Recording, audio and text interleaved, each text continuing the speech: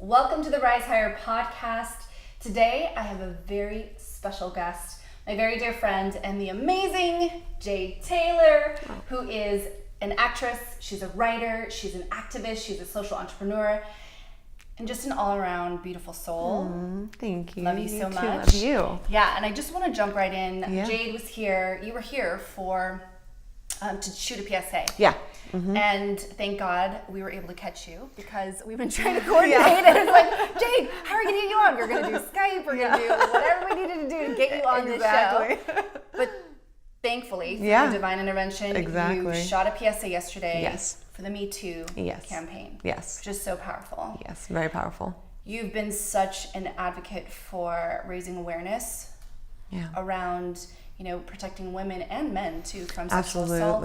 Absolutely. And you have such a powerful story to share. So I would love, I know you shared a lot yesterday. You started sharing with me when we were offline. I was like, wait, hold on. Save them for the camera. But now I would love for you to kind of open up about your experiences. Sure. Because I know so many people can benefit from hearing it, but also what you did to rise higher and overcome and have the strength that you have now. Well, thank you. So what I had shared was about an experience I had when I was 11, which was the first time I was sexually assaulted, and I wanted to speak on behalf of the younger generations, because I think right now there's this wave of talking about the entertainment industry and all of that, but it is not just specifically in the entertainment industry. I've dealt with that as well, but it happens to all women, it happens to all girls everywhere, and men and boys. And so essentially what happened to me, and why it's important for me to speak out is to have a voice for the younger generations that don't know how to speak out yet. They're too young to, they don't quite understand what's going on with them. And so when I was 11, I developed at a really, really young age. I was, I think, a C cup at 11. I was a double D at 13. And so at 11, I knew I was different than all the other girls. I couldn't quite wrap my head around what that meant. And I would wear sweatshirts all the time because I was ashamed of how my body was changing, or I'm not ashamed, but I was unconscious of how it was changing, and I didn't really know how to deal with it, so I just covered it up, and because I felt so different from everyone else. And one day I was at school, it was summer, and it was so hot, and I was wearing these sweatshirts all the time, and I decided to take it off because I was sweating, and I was walking over to lunch, and I had about 10 older boys, probably a year or two older than me, surround me where I couldn't break free, and they just started grabbing me, grabbing every part of my flesh, and I didn't know what to do, I didn't know what to say, so I just froze out of fear. And I don't remember how it stopped, just that it did, and I remember crying in the girls' room for the rest of the school day. That's so traumatizing. Yeah, it was. And I mean, looking back, I didn't realize how traumatizing it was until years later. I didn't share that story with anybody until years later either. And that was just the first occurrence. I then because of that experience, I then continued to wear sweatshirts out of shame, out of fear. And anytime I decided to take it off on a hot day, I'd get water poured on me so people could see through my shirt. I had my shirt ripped off and my chest exposed to all of my peers. Wow. When I was 12, 13. I mean, it just continued to happen. And so there was a lot of shame, a lot of body shaming, self-shaming. And I don't think I was conscious of the fact that it was all of this trauma that I incurred, that I experienced, that then made me have that sort of the psychological belief, the unconscious belief that there was something wrong with me. And you're talking about trauma from even before those boys did that, right? Yeah. Okay. Yeah. There's so much. And so, I spent years we had briefly spoken about having an eating disorder, and that was a big catalyst as well. It was sort of a way to both control how I felt, but also because I just felt so much shame in regards to my body, because of those experiences. And it was, a 10-year journey of an eating disorder for me. It started when I was 12. So, it was just, there was a lot of trauma, and I ended up, and this is what I shared earlier, that I ended up getting a breast reduction when I was 17, because for so many years I believed that there was something wrong with me.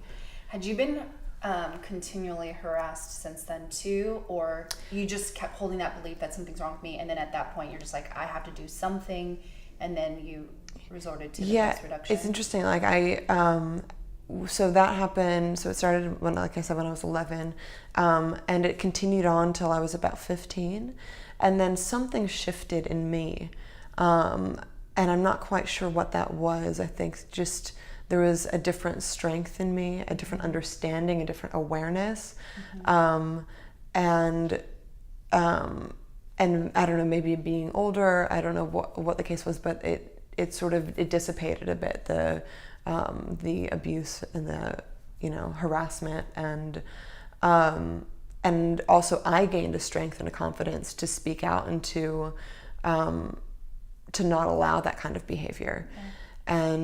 But the psychological imprint stuck with me, and so there was this internal conflict for years with myself, and it took me years to overcome that, and years to heal that. Yeah. So coming back to when you said something shifted inside of you, and you started to build an inner strength, and something changed, and I know we have a lot of the same beliefs, but energetically, right? If you hold a certain strength about you, even if you don't say it, people kind of know to not mess with you. Absolutely. But if you also, maybe if your confidence is low, or your esteem is low, or you have these unconscious beliefs of I'm not good enough, or you then create that, you attract that. Then it's almost like you invite that abuse into your life, which... And not to say that you're not responsible for abuse, not at all. To just clarify that. But I think there's something to be said about the reptilian brain. Yes. Because when, I don't know if many people don't know what that is exactly, but essentially it's when there is a weakness, there are certain kinds of people that then feed off of that weakness. But when they show strength, they then sort of back away. And so I think that was sort of what was happening for me. It was I was starting to show a strength and a confidence that I didn't have before. And people kind of energetically sense that, whoa, something's different. I can't just take advantage of you. Exactly. Yeah. If you could recall back, what was the catalyst? What was the catalyst about that for you? So many things. Okay. So many things. Gosh, where do I begin? Well, I got kicked out of school. Well, it's a long drawn out story, but essentially my mom was going to New York a lot for work, and my brother and I were by ourselves for the most part. And so it wasn't that I was a bad kid. I did get sort of caught up with the wrong crowd for a while because I was rebelling against those inner conflicts, and I didn't know how to deal with them. So I was reaching for things outside of myself to heal that, or to fill that void. And so whether that was turning to drinking at 12, or drugs at 12. I mean, that's not really to numb out. Exactly. Yep. And because I was trying to avoid being with these kids that were tormenting me, I stopped going to school because I didn't have anybody to tell me to go. And so because I stopped going, I got kicked out and sent to a continuation school. And I was put in this place where it was as if people had no desire for life. The school was from 9:30 to 12:30 with a half an hour recess. So a 2.5 hour school. And I felt like this wasn't me. I was like, this isn't my life. This isn't who I am, who I want to be. Yeah. So I would go home and I would do research, and I'm lucky to have had a mother who was in like the healing field. She's a holistic nutritionist, iridologist, healer. So I was introduced to that at a very young age. I also started Landmark at 13. So there's a lot of inner work that I was doing within this that was helping to build those muscles and heal my past. And so there was just this huge shift in me during that time, going, what is my life about? And I'm not going to let this trauma define me. I'm going to let it fuel me.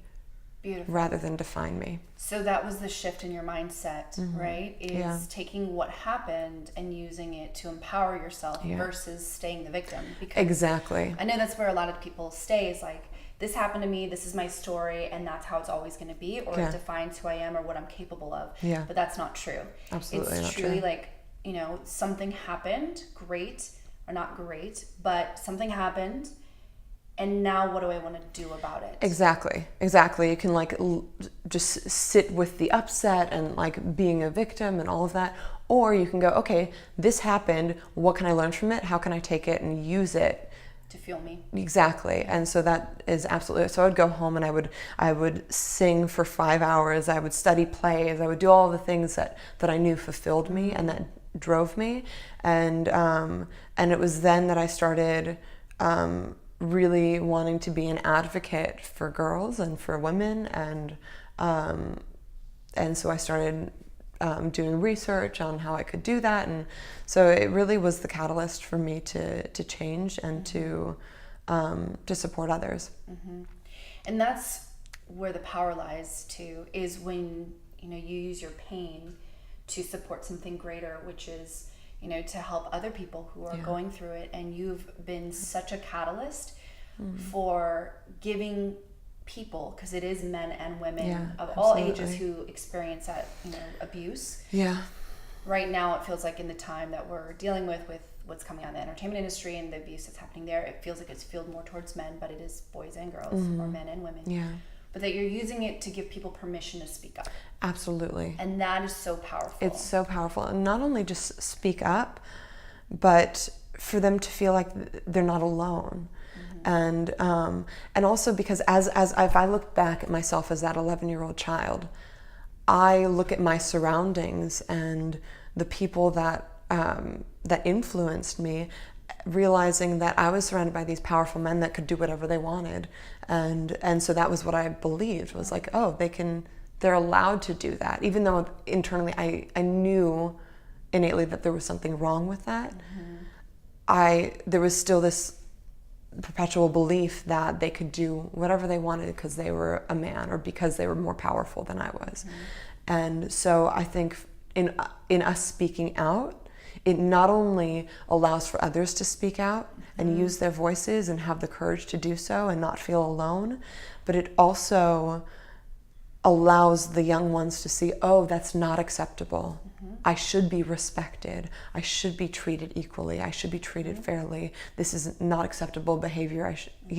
So I think it really shifts that paradigm, that archaic, belief system that's been... Like, keep all your secrets hidden behind closed doors. Now it's like, no, speak out. And you're so right, because we talked about this too when the camera wasn't rolling, but about how important it is to start at a young age, because from birth till about 7, 8-ish years old, you're in a hypnotic state. You're just saying yes, and you're believing everything that you're seeing, whatever you model of other people. So whether it's your parents or your peers or your teachers, you're thinking that this is how you behave in society, right? Or you also learn survival mechanisms based off of how you're being treated. However, I know what you mentioned about kids, like, where does this abuse start? Or like, how do we actually stop this abuse? And go ahead. I'd love to share what you absolutely. Because I'm a certified domestic violence counselor. I it's something that I'm very passionate about. I do that just to volunteer. And in doing the training to become that, there's a lot of studies about psychology and pathology, and what's statistically 80% of children that are abused then become abusers themselves. So it's a high statistic. Horribly high statistic, and so it really starts with us. It starts with us to shift it for the future generations, whether that's them being influenced by parents, whether that's being influenced by the media, whatever they see, they're going to believe, and they're going to then think that's acceptable. So it's really up to us to shift that paradigm. And but it does start with the parents. It starts with parenting. It starts with us teaching our children what is and isn't acceptable, and how to respect one another. Well, and that's why I know through the work that I do, it's so much two things. One is unlearning what you learned as a child. Yeah. Because there's so much programming that was either put onto you or that you made up. Yeah. Right? A story about yourself that's negative based off of your experience from your parents. And so a lot of the work that I do, again, is unwinding that. Or it's having people learn to model behaviors that is going to influence their kids in the right way, right? Yeah. And so I know that some of the moms I've worked with and fathers, the one thing which is powerful where if they're stuck within themselves, it's like, well, what do you want to show your kids? Yeah. Because your kids are watching you. Yeah. Everything you're doing, how you respond to even the things you're not saying. The things that you're not saying. Yeah. Do you shut down? Do you put up walls? Are you open? All that. They're watching you and going, oh, this is how I'm supposed to be when there's conflict. Shut down. Yeah. Or I'm supposed to get pissed off. Yeah. So now I'm smiling because I literally had this conversation with my buddy last night who has 2 kids, now divorced. Yeah. And saying like, oh, I don't want to mess them up, and like his son is shutting down because of the divorce and because of this process. And I went, well, how are you dealing with it? Yes. How are you processing Yes. it? Because I'm seeing you shut down. So of course they're modeling after your own behavior. 100%. So if you don't want that, if you want them to be open and you want them to be vulnerable, you get to do that yourself. Absolutely, 100%. It's reparenting ourselves, So much learning so. new, and being willing to be responsible to say what's not working in my life. What do I need to do to shift? Yeah. So that one, I can feel more empowered and more free and more loved, Yeah. and feel like I'm enough and worthy, because it's always the core of Yeah. what we're Yeah. struggling with. Yeah. And then model that for my kids. Absolutely. So that we can stop the cycles of abuse or negative patterning that's like continually going down through the generations. Absolutely. Yeah, it was interesting because I was talking to him about his own father, and I was like, well, what was your experience with your own father? And he was like, well, I didn't, like, nothing was good enough, all of these things. And I was like, well, how would you feel if that's how your son felt? Do you think that's how you're making your son feel? And so it was just, so we really have to look at how we've been parented and see if we're unconsciously recreating that same pattern. Yeah. And most of the times it is. Yeah. And it cracks me up sometimes when I hear friends or people going, I never want to be like my parent. And then all of a sudden you see them doing exactly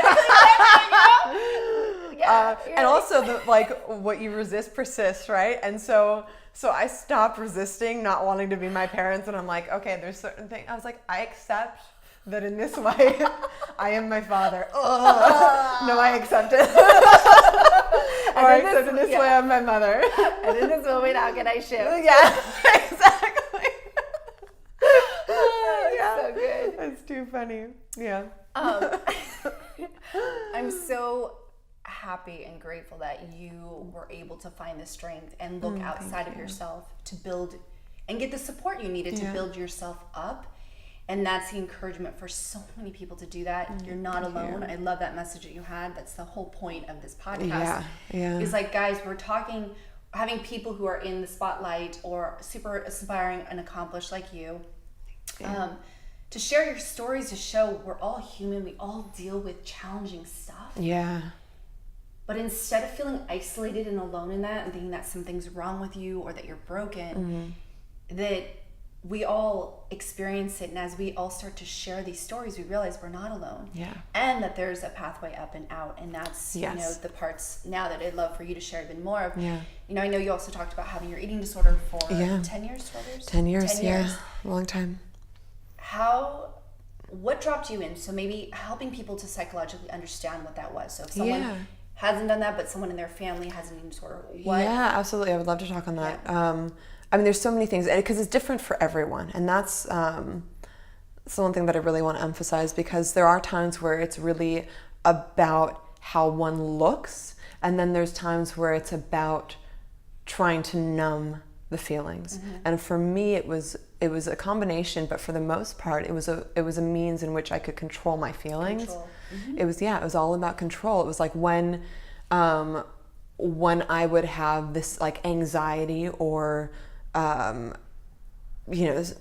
trauma that would come up or whatever it may be, I felt like my outside circumstances were dictating how I was feeling, and I wanted to then be in control of them. So I would binge and purge, and if you don't know what that is, that's eating and then throwing up, and so many call it bulimia. So that was how I dealt with controlling my emotions, rather than actually sitting with the emotions, because they say that pain is there to teach you something, and those emotions are there to teach you something. I was avoiding it because I couldn't handle the intensity of the emotion, because there was so much trauma that I incurred. And this isn't just from the sexual assault and all that. I had a lot of other issues that we won't get into now, but it was for years how I dealt with things, by not dealing with things. And again, everybody is different, because some people really do it because of like a lack of self-love, and of course that is a part of it, because if you love yourself enough, you aren't going to treat yourself that way. And respectfully love your body. Exactly. And so that's absolutely a huge factor in it as well. But I think for me, it wasn't like a continual 10 years. It was on and off for 10 years. And it wasn't just bulimia. It was at one point, in order to get back into school, they put me on medication for ADD or ADHD called Dexedrine, which is speed, essentially. And so I ended up getting hooked on that at 14, and nearly OD'd on it, passed out, had this like huge experience with that. That was really challenging for me to get off of that medication, not because of this. It's addictive. It just point blank, it is addictive. I don't think anybody, this is my personal opinion, I don't think anyone should be put on drugs for ADD or ADHD. 99.9% of the time, it just means you're creative. You're just creative. Means you learn differently than other people. It just means you're creative, you're artistic, whatever that means. You might have more energy than other people. Does not mean there's something wrong with you. Not at all. It means you're special, actually. But so that was something that I dealt with, and it also takes away appetite. It causes you to stay up at all hours. So I would go a couple days at a time without sleeping. Which is horrible. Horrible, especially at like 13, 14, 15 when you're developing mind. Oh my gosh. Yeah, so it actually took me years to reprogram and to build my muscles up again. After like abusing that for years. So at one point it was that, at one point it was anorexia because of that, and then the bulimia as well. But so all of these were means of control. At the end of the day, it was means of control and not being able to deal with the emotions that I was experiencing. And I think that's because I didn't have a support system to talk about it. And so I so appreciate what you're doing, because I think many people feel like they're alone, don't feel like they have a support, don't feel like they have an outlet. At one point, I ended up joining a support group for bulimia and anorexia, which actually, for me personally, and this isn't for everyone, because everybody has their own experience, it was a detriment to me, because it just kept me in that cycle of believing there was something wrong with me. It kept me in the cycle of talking about the problem rather than a solution. Yeah. And so for me, therapy and inner work was so vital. I did Landmark again when I was 18. So again, I started when I was 12, and then until about 22. And I again did Landmark again, did a lot of like self-development work. I did a lot of therapy. I did all of these things to be introspective and to reflect and to see why I was feeling the need to do it. And it is actually this, it's like a psychological trigger. So if you know anything about sort of how the brain processes when trauma occurs, what happens is the logical front cortex thinking part of your brain shuts down, and the back part, the cortisol, goes into hyperdrive, overdrive, and you go into survival mode, which is freeze, flight, or fight. And so you then sort of go to the things that help you to deal with survival. And for me, those emotions, when they would come up, I would immediately go into survival. There was no logical thinking, and that programming happens. It becomes habitual. It becomes muscle memory. And so your instinctual, your instinctual response is, oh, when I feel this way, I need to go for that. That's going to make it feel better. Just like, and if there was also other things that I did at like 14, 15, where I would actually, I cut myself. So I don't know if you've heard of cutting, but this is another means of numbing pain. And when you do that, it actually releases something that is like heroin in your body that really numbs the pain. Same thing with bulimia, same thing with all those things. It is a form of numbing. But there's no growth in that, because the growth is, and where the pain lies. There's so much pain. Yeah. And what's crazy is, so many people, because of the pain they've experienced growing up as kids, that becomes their comfort zone. Completely. So even though it's so uncomfortable, feeling good actually is outside of someone's comfort zone. Yeah. So it's weird to want to take the steps to heal and to get better and to release these old feelings, because it's scary. Yeah. Like, who would I be without this pain and these traumas? Oh, absolutely. However, we see how detrimental it is if you do not deal with the pain. Absolutely. It keeps resurfacing, it rears its ugly head, and then you do things to try to numb and avoid. It was killing me. Not healthy. And again, how are you contributing to yourself? Not. How are you contributing to society? Not. And if you have children, what are you showing them? Absolutely. And although it's the scariest thing to face your emotions, it is the most courageous and powerful thing you could do. Yeah. And it's the most healing thing you could do, to finally say, all right, put on my warrior suit. Yeah. Let me deal with these emotions, so once and for all they can come up and out, and I can free myself of them. Because, that's the biggest piece of trauma. It's like these energetic compartments get locked into you. And you don't want the compartment to open, because what would happen? So you numb. So you don't feel it. But nobody, at the end of the day, nobody wants to feel that pain. But the only way to deal with it is through it. Yeah. And so, so I, unfortunately had to hit rock bottom a couple times in order to get out of that and see what I was doing to myself. And I don't wish that for anybody. So I'm hoping that, in talking about it, people see that there are ways out before getting to rock bottom. So what would you suggest for people who have experienced trauma? What are some avenues of where they can go to at least start seeking help that you've found to be effective? Yeah, well, okay, so there's so many things, because I know that a lot of people are like, well, I don't have the money to go to therapy, things like that. My brother, who's an incredible human, actually, there's different therapy centers that charge you based on your income. So 10 years ago, when I didn't have an income and I had 3 jobs at a time, I found this place. I think it's called the Maple Center if you're in Los Angeles. Maple something or Maple Center, and they take you based on your income. So I was paying $25 a session. Therapy usually costs up to $200 a session. So and it was so important for me to do that on a weekly basis, for me to realize what was going on and to reprogram that muscle memory and that trauma that I was experiencing. So, and they say the first step is awareness. So if you're aware of what you're doing, then seek help. And I know that is a hard thing to hear, because anytime somebody said that to me, I was like, I don't need help. I'm fine. I can handle it on my own. But there's a difference between nobody needs help, right? We're not weak beings. We don't need help, but we're not alone. That's, I think, the difference that I want to really emphasize. We're not alone. There's people that love you and want to support you.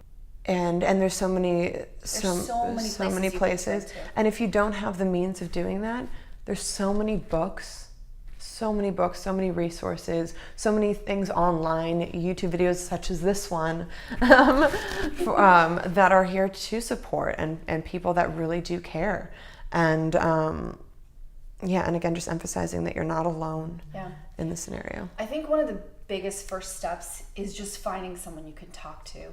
Absolutely. First, it's like, even if it's a stranger at Starbucks, but find someone, whether it's a family member, a friend, or even if it's walking into a center somewhere and saying, "Can I just talk to somebody?" Yeah.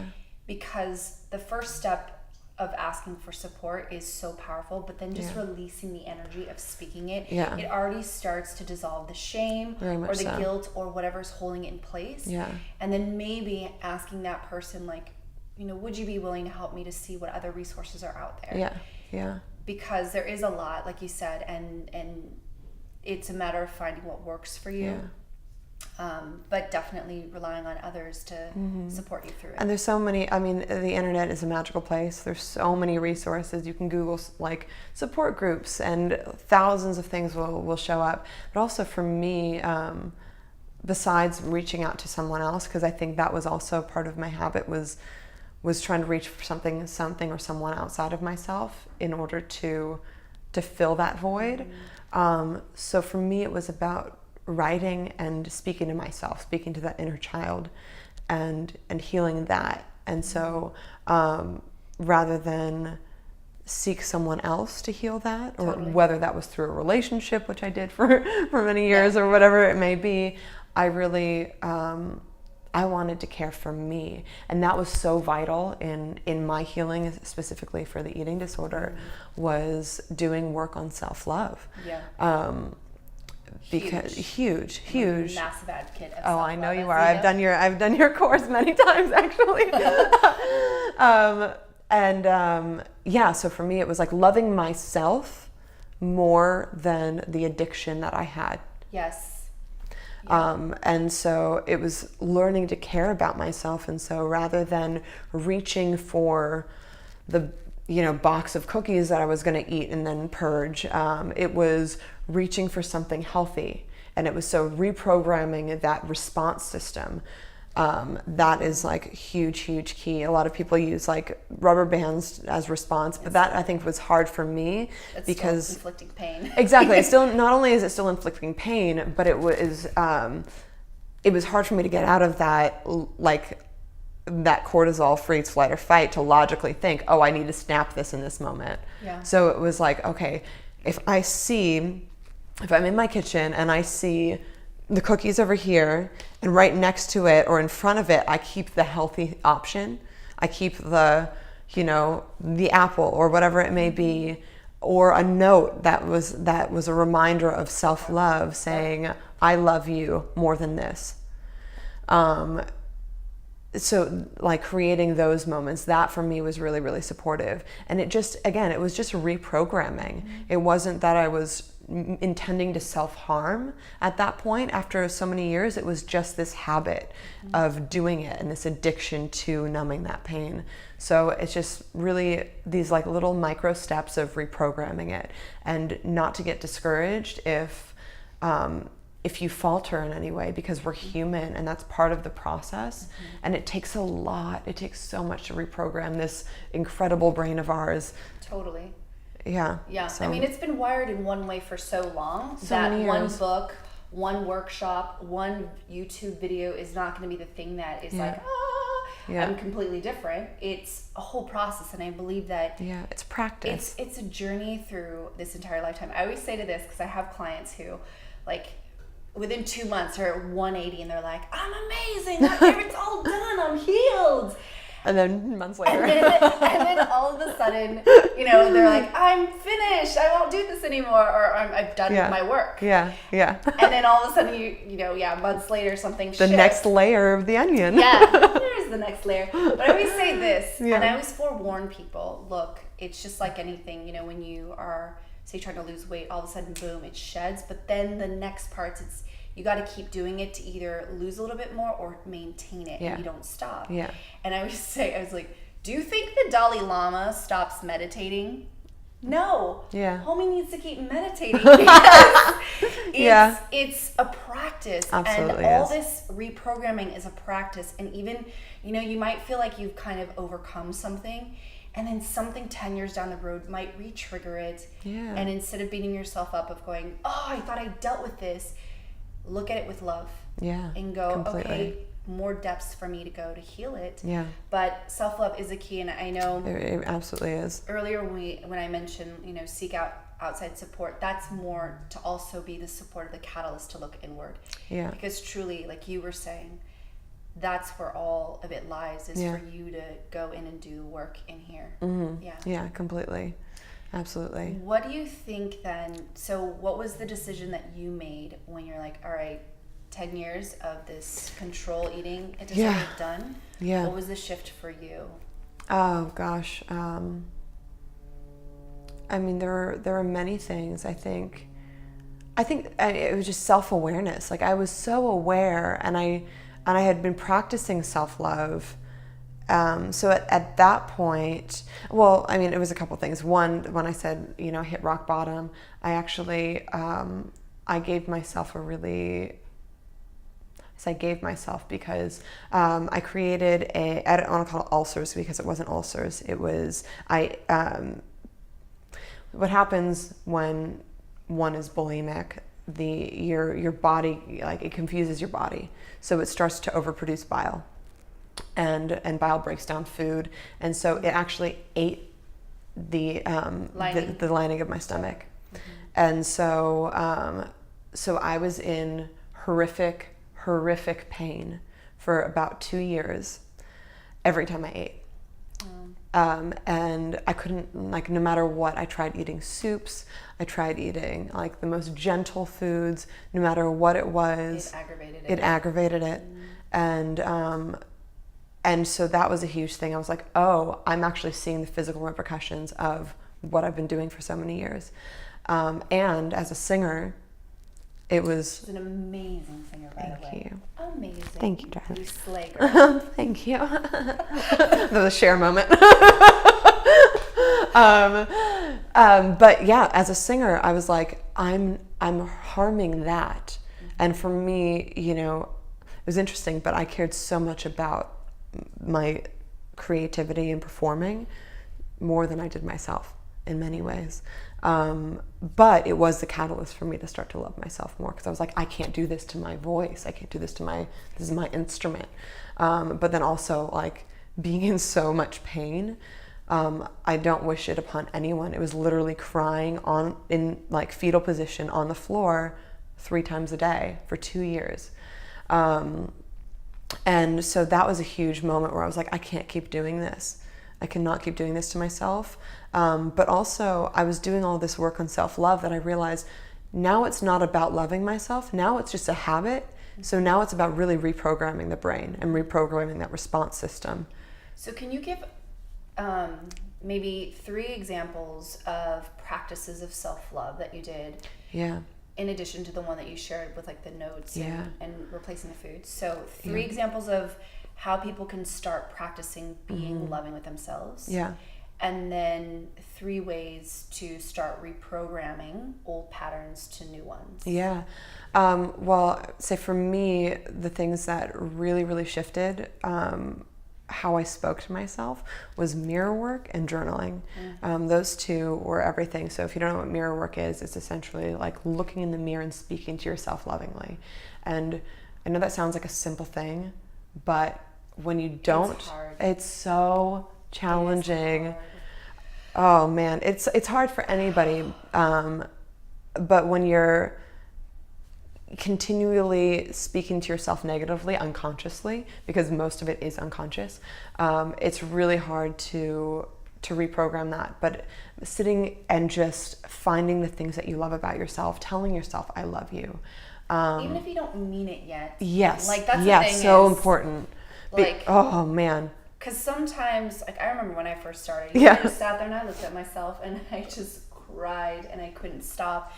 And even though I didn't necessarily feel it, I would say, you know, I love you.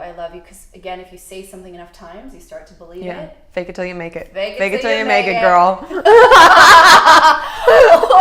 at least, love you. Or at least like sometimes you can shift the language where your brain can listen to it and you can say, I'm willing to be open to loving myself. Or I'm open to the possibility of that. If saying I love you directly is too confronting, say what your brain is more willing to accept. And even just looking at yourself in the mirror and just not judging. That in of itself was the start for me. Just staring at myself, not judging, was so challenging. But it really starts to, it not only makes you aware of how you unconsciously speak to yourself and how you unconsciously view yourself, which is, again, the first step is awareness. So if you're aware of that, you realize, oh, I don't like speaking to myself like that. Like, would you speak to your child that way? No. Would you look at your child that way with discontent and disappointment? No. You would look at them lovingly. So it's like starting to look at yourself with the loving eyes of how you would look at a child, or how you would want a parent to look at you. So that writing daily, all the things, the gratitudes, the things that I loved about myself, or the things I loved about what I did. So really noticing those moments rather than the negatives, because I think we can get into this perpetual cycle of looking at the negative things that we do, and that just, for me, that was a huge. So those two were really big. If I can think of a third, like you said, talking to someone. For me, therapy and doing the inner work. Like not everybody has the means to do, these self-development courses, but when there's a will, there's a way. I didn't have the money to do it, and I found a way. Because I was so determined to change my life and be the person I knew I was, not the person I was programmed to be. Because it's so much of it is programming. It's traumatic programming. And what I love what you said is the willingness to be responsible and saying, if I want the change, I gotta do it. I'm not gonna wait for someone to hand it to me or do it for me. I gotta step in and be the one to take control. 1,000%. So it's really taking charge of your life, and that was the thing. It was like I felt like I was losing myself and I was losing my life because I was letting this trauma control it, rather than, and just knowing that you're in control. Did it click? I just want to check. Did you hear it click? Okay, we can cut that part too. And then I had to click. I'm like, no. Okay, keep going. So just like you said, just being responsible for it, knowing that you are in control of your emotions, your feelings, the experience. How you interpreted the experience. The addiction, which and this might be a controversial statement, but I'm going to say it because I don't believe that addiction is permanent at all. I think we can heal anything that we want, and I think I don't like that in certain group settings they talk about this, like, addiction being a disease and being something that you're plagued with and there's something wrong with you. I think that just perpetuates that belief. And so really, I just really wanted to emphasize that everything, like, I haven't thought about the eating disorder in 10 years. I mean, think about the past, but I don't have that trigger because I've overcome that.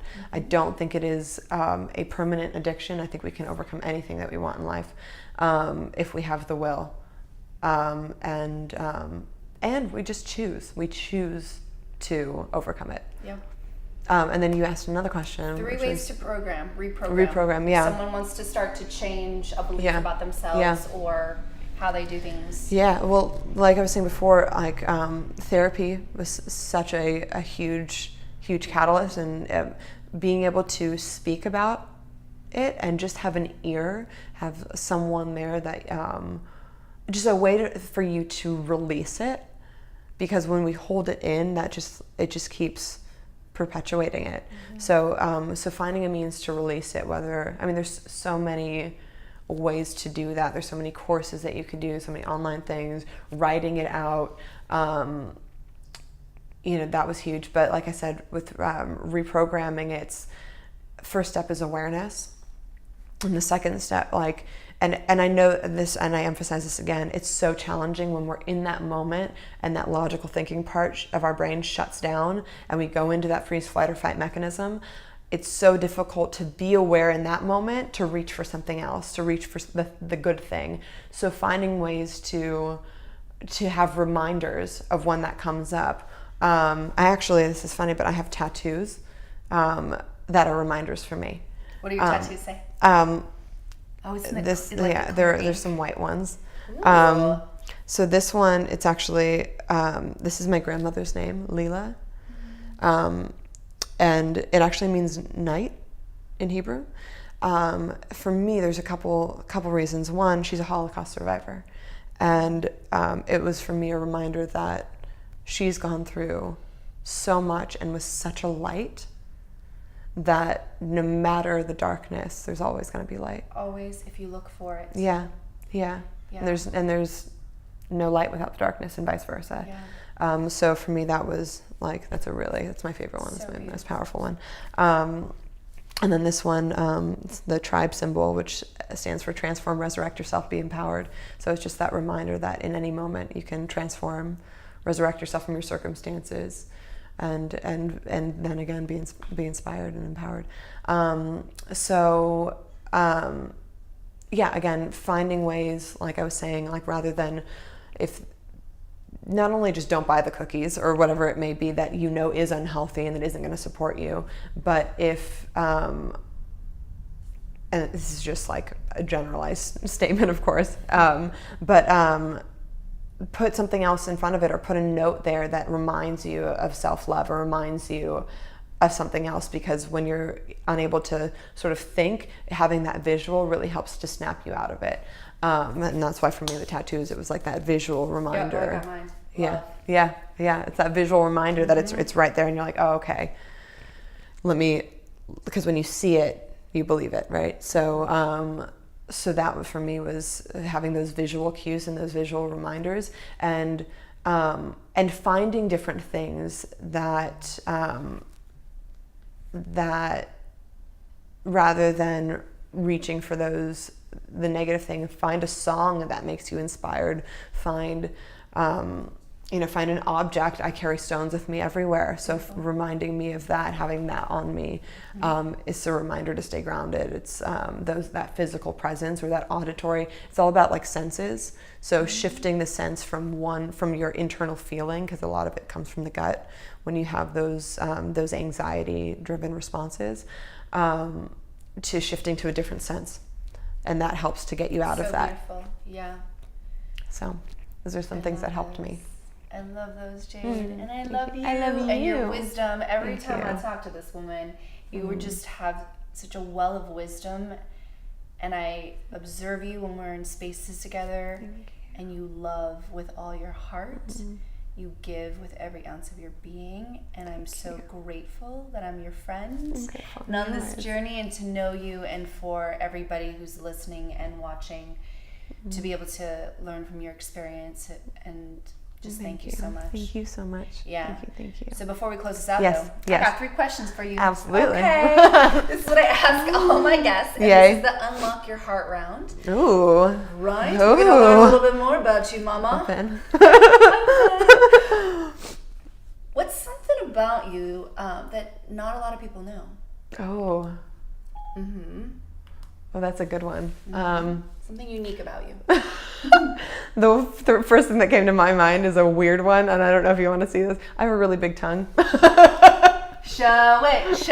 It's really weird. This is really. Everybody who's listening on iTunes has to go to YouTube now. Yeah, perfect. It's It's inappropriate. I apologize in advance. Oh God, I don't know why I'm doing this. And then I'll tell you like an actual like internal thing that's okay. Oh God, why am I now embarrassed? All right. Wow. I have like a cow tongue. It's weird. It like covers the entire circumference of my mouth. Amazing. Yeah. It's huge. It's weird.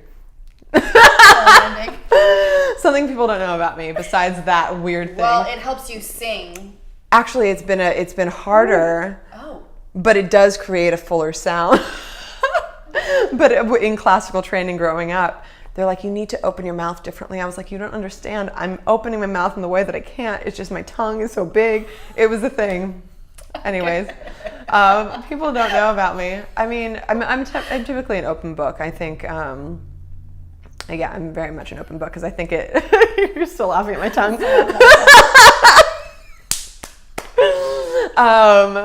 Gosh, what people don't know about me. I mean, in many ways, I'm a big theater nerd, but people know that. I'm obsessed with gemstones. Most people know that. I have a big obsession.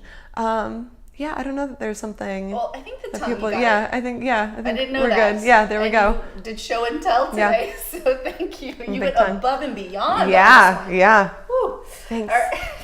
Ooh. A+. Thank you.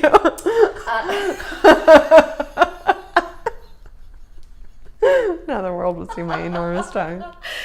It's the best. It's pretty great. Okay, so when you're in a really dark place, what's your go-to to get out? I love that. This is fun. I sing and dance, but to myself. And like freeform, like, thank you. But amazing. Oh, thanks. Well, for me, it's like this energetic release. For me, also specifically, like, singing and dancing. Like, it's always. I remember being like 5, 6, 7, and anytime I was like sad or there was like trauma going on in the household, I would go and I would sing to myself, and I remember like crying and singing, but it was so cathartic. And nowadays also like dance for me, just being able to like freely express and just release whatever that is that's going on internally, that it's so supportive for me. Yeah. It's so supportive for me. Yeah, and I would say this for everyone who's listening or watching, that is one of the most powerful things you can do to Jade, because emotion is energy in motion, right? Yeah. You can move your body and just like shift it out. Maybe that's one way to feel it too. Yeah. And just to move the emotion, the energy through your body and to shift your state, right? Exactly. Yeah. Physiology, like shifting your like, Tony Robbins talks about this all the time. Use like your body. UTW. Yeah. It's the fastest way to get emotion. Completely. Like shift your physiology, you shift your emotion immediately. And so for me, that like, I just have been unconsciously doing that forever, and it's brilliant. Oh, stop it. Stop it. Just kidding. Stop it.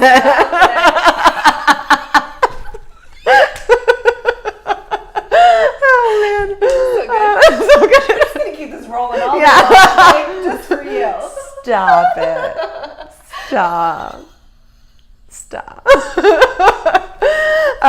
But yeah, so for me, that's been a huge gift. And there's also like, this meditation, I can't think of what it is at the moment, but it's like this physical meditation or like energy work that I've done as well, which goes through each chakra. So focusing energy on releasing each chakra. And so they call it like ecstatic dance or static dance, whatever, there's just different forms of that help just to like shake out the energy. Yeah. How about that we both shimmied.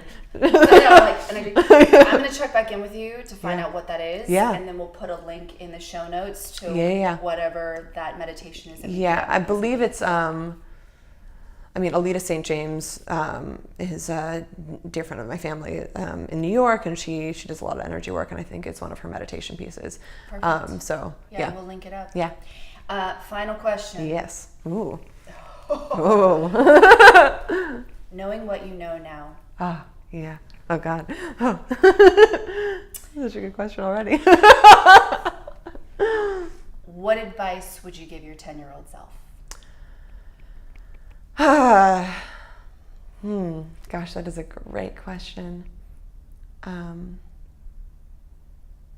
It's something that I actually say to my inner child, my 10-year-old self, all the time, which is, I'm here and it's all going to be okay. And I think, I think it's so important to speak to our inner child and to heal that and to communicate with that, because that's where so much of this stems from. All of our feelings are a little girl inside. Exactly. Who just wishes that she was heard or seen or loved. Don't know that I'm enough. Yeah. Yeah. So I always say, I love you, I'm here, and it's all going to be okay. Because, you know, the only thing constant is change. So, and just a reminder that, you know, it's all for our own good. Like everything we experience is for our growth. And so knowing that, you know, this too shall pass. This moment will pass, and it's going to strengthen us for the next moment, and going to strengthen us for our divine life purpose. And so just the reminder of that. Yeah. Jade, I love you. I love you. And thank you so much for being here. Of course, thank you. I might need to have you back on again. Of course, anytime. Oh my God. Okay. We'll make it work. Yay! Thank you. Thank you.